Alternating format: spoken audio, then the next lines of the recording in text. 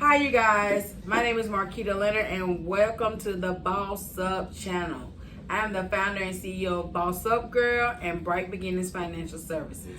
I'm Justin Tyson, the founder and CEO and Chief Creative at Prototype Inc. Hey, man, I ain't got all the titles y'all got, but hey, this is Kevin Lyles, founder and CEO of Horizon Mediation, Horizon Processing LLC, aka the Wizard, aka Mr. Boss himself.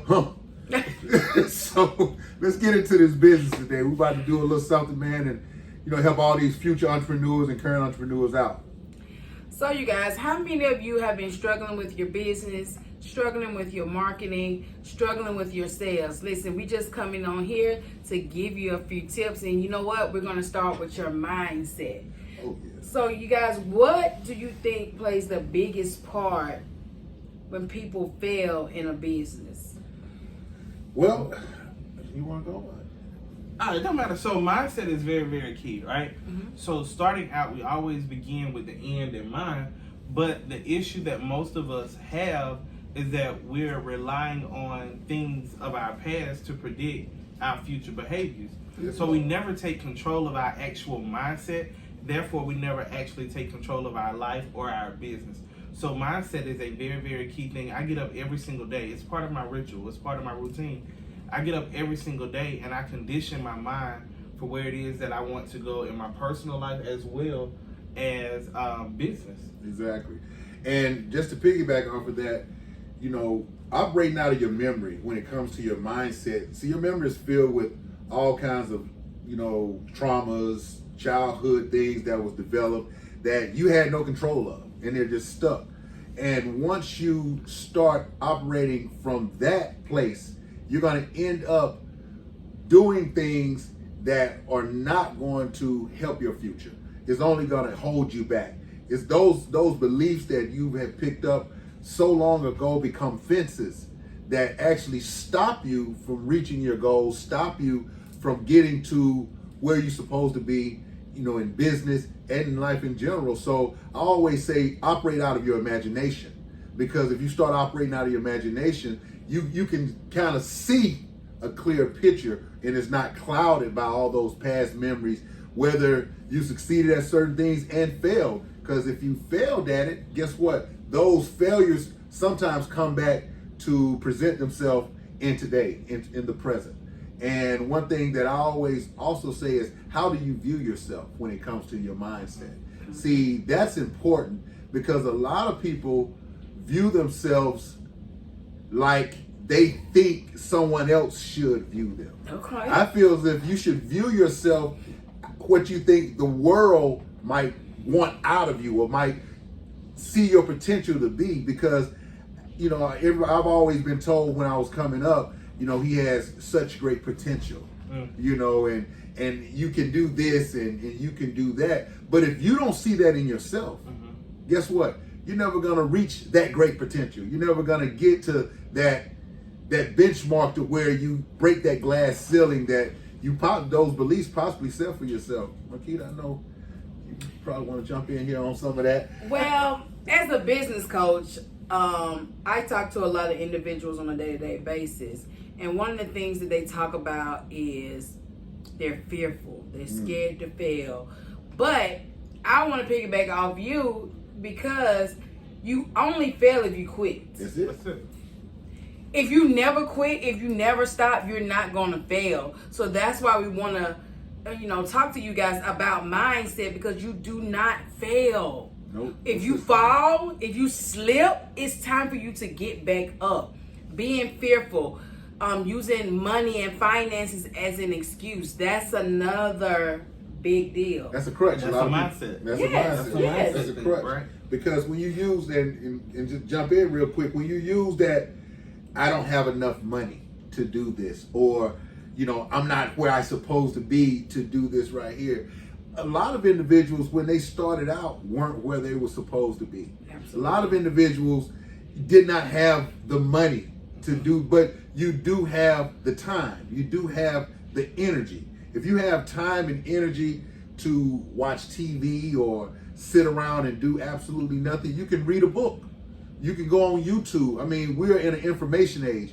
everything you need, all the tools that you need outside of the financial resources are available to you. You know, I mean, Google works wonders. You know, I mean, like, I've learned so much just by Googling certain topics, you know, in my industry, you know, just to actually get a leg up. And everyone, like, we're in an age where you can log into IG or in Facebook, and it's definitely someone that's doing exactly what you are doing. I'm not saying that you can copy them and take their idea, but guess what? Everything that has already been done has been created. So all you have to do is add to it. What do you bring to the table? You know, what's already been created. What makes you stand out? And a lot of that just deals with the individual. This person was a little bit lazier. Yeah. This person had a little bit more stick-to-itiveness to get to that next level. And that's it, because we all are given the same 24 hours in each day. And your experience actually shape what you have to add to the foundation of what you're getting. So the downside to that is when we allow our experiences to become fear instead of fuel. So you have to make that conscious choice on how you're going to use your experiences to shape your reality. Absolutely. Yes, indeed.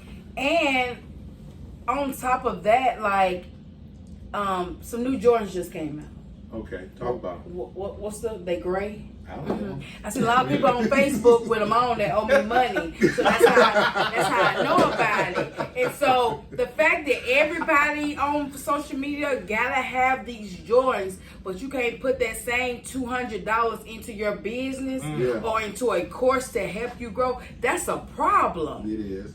That's a problem. And I also want to say, because like a lot of people talk to me about, you know, when they call on me to, you know, to coach them or whatever, I bought this course and it didn't do this for me. Well, did you finish the course, for one? Secondly, a course is only as good as the energy that you put into it. And apply it. And you have to execute. And that's the thing. Like, when we did the little brunch yesterday, the key thing a lot of people took away from it was execute. Right. Because this is, you know, you can spend money on courses, and not saying all courses are just the best courses. I've spent money on some stuff and maybe gotten one inkling of something out that I didn't know. But guess what?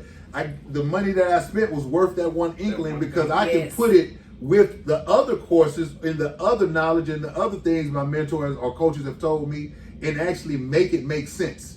And see, and once you start adding one thing to the next and you continue to add, it's going to build up. So just think about it. If you start in January 1st, but we're at the end of the year, if you start January 1st, just saying reading a book, and you read another book February 1st, and you just continue to read, just think how much more wiser and how much more wisdom you're going to have by December 31st, 2022. Because a lot of people won't put that little bit of energy into certain things. They won't read anything. They won't buy one course. They won't look at one webinar. But just think, the culmination of all these things together throughout the year brings you to your next level.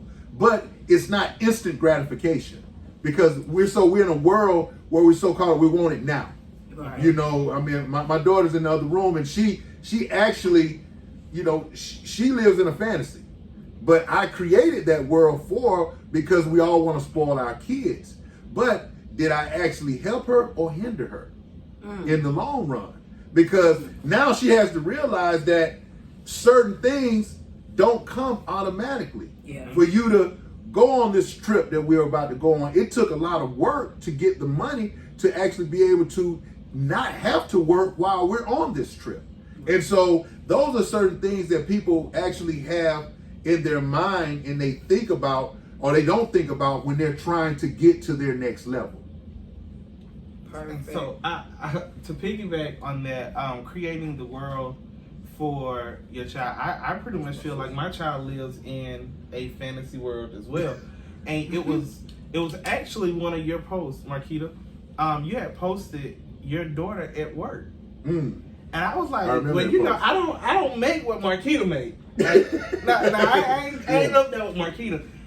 But she's teaching something that a lot of adults are missing, and that's work ethic. Exactly. Right? Yeah. We actually think, like, Google is a great resource. We think we can Google download everything and it just got it. You still have to do the necessary work.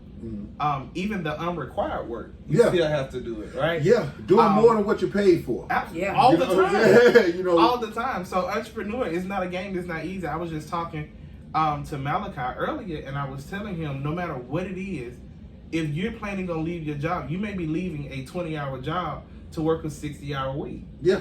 Period. Yeah. In entrepreneurship, I promise but you that. it's so much worth it. It's so much worth it at the end. So I don't think with us creating that life for our children, Dr. Daniels, he calls it the principle of exposure.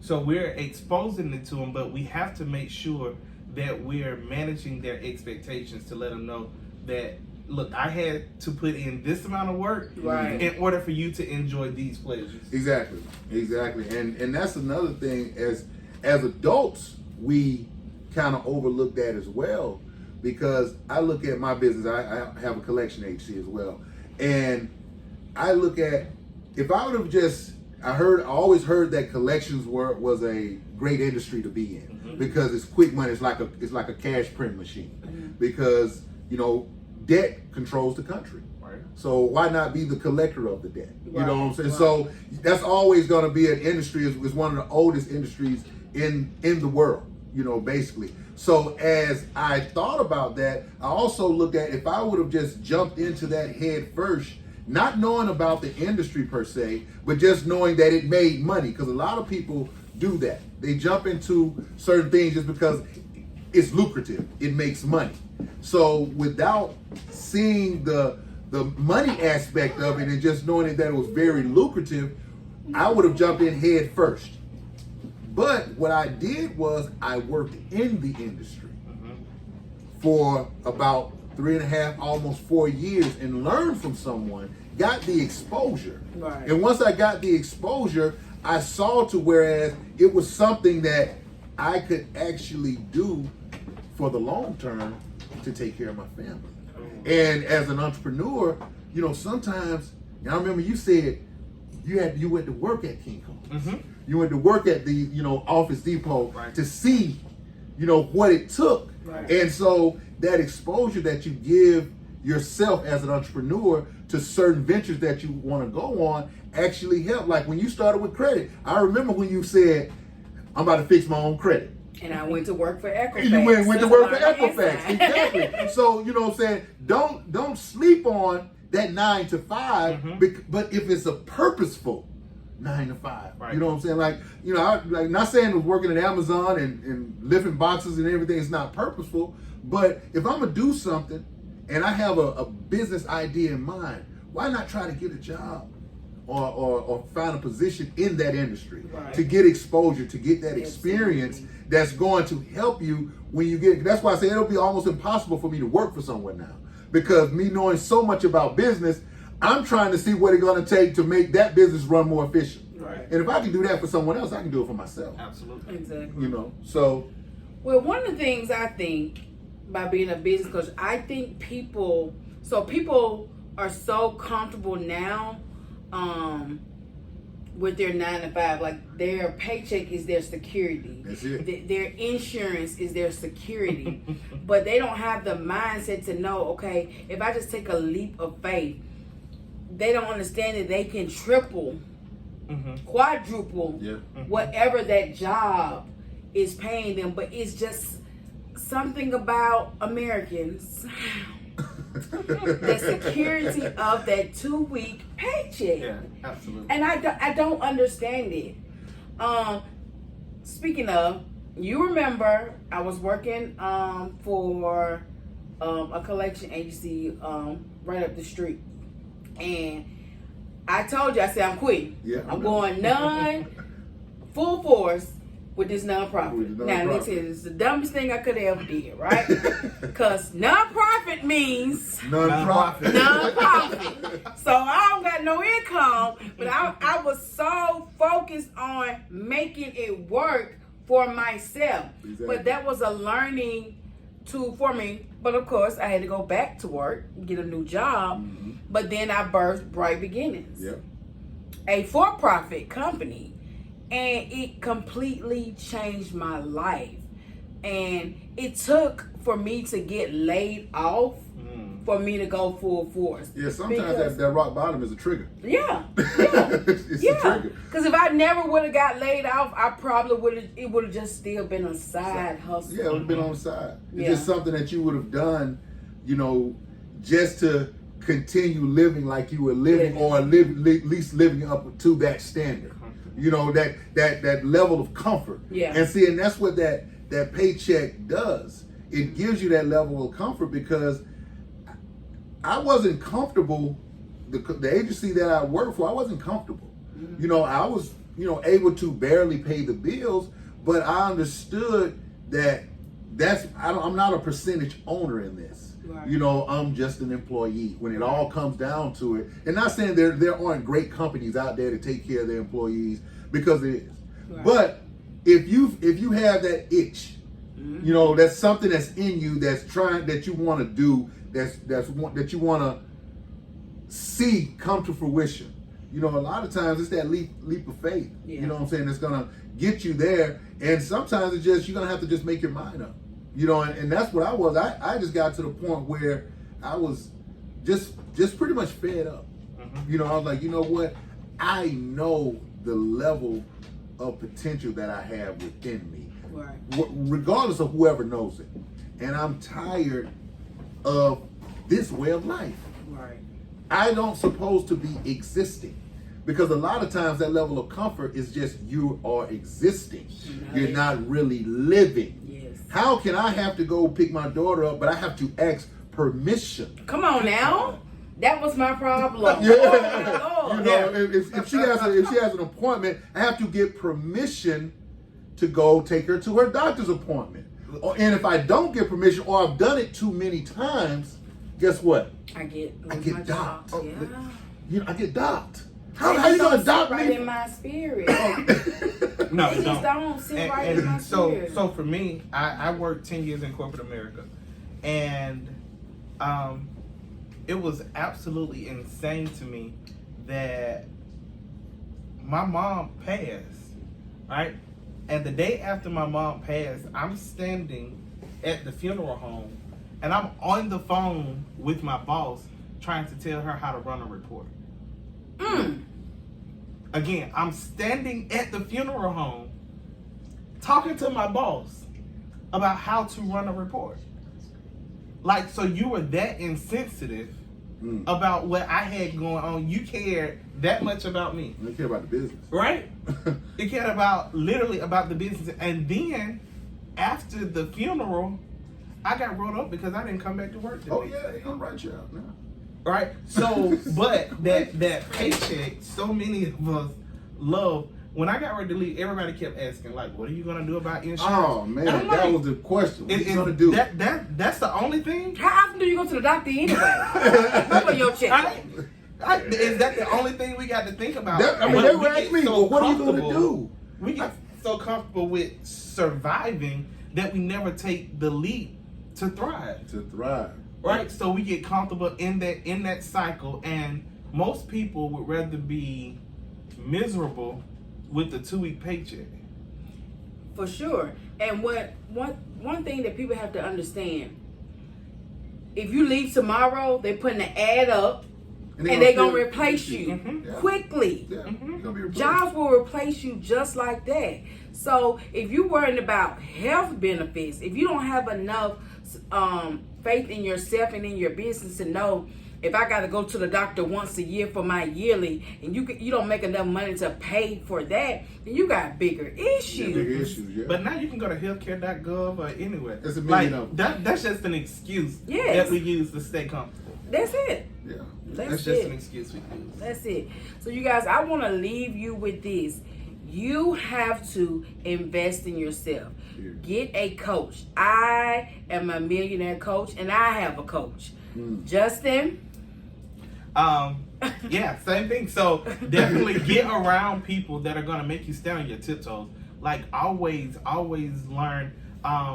I have a coach, and she's actually right here. So, so definitely, always stay around people that can stretch you, that helps you grow, that you should actually feel uncomfortable being comfortable around them. So those are the people you want in your inner circle. Those are the ones that are going to help you grow, stretch, and become the better version of yourself. And I'll just take off with that as well. I mean, I have a coach. Marquita coaches me. I've coached her in the past. And the thing about it is, we all have coaches. Mm-hmm. Anyone that comes into your life to give a word or advice, you know, to build you up and to break you down, all that is a form of coaching. But at the end of the day, if you are in a room and and this is one saying that, you know, I've held on to, if you are the smartest person in that room, you're in the wrong room. Absolutely. And, you know, and that's something that had plagued me because I was always super intelligent when it came to academics in school and everything. You know, always taught my class honor roll. You know, school was a breeze. And, you know, even around a lot of my friends, you know, I was always the most intelligent one, you know. And so when I was in those rooms, not saying that doesn't feel good to feel worthy and to feel like that, but I wasn't growing. Once you get in those rooms where, you know, the conversation is something you can't understand, where you're listening, but it's like they're talking in a whole different language. Right. Then you're like, okay, yeah, I need to learn this language. And in a lot of those rooms, like, and that's another thing just to touch on, you know, the language of finance, the language of business. A lot of us don't know that language. So we're listening, but we're not hearing that language. So, you know, I just wanted to leave you with that. Get a coach. I'm a coach. You know, I have coaches. I still invest money into coaching, you know, and so once you do that, if you execute, you have to execute, you're going to see your life change 110% for the better. Yes, you guys. And before you click off this video, I need you to go and hit that subscribe button. Tell all your friends to come and subscribe. Let us know what you think of this video. Peace out. Have a good one. Have a great one.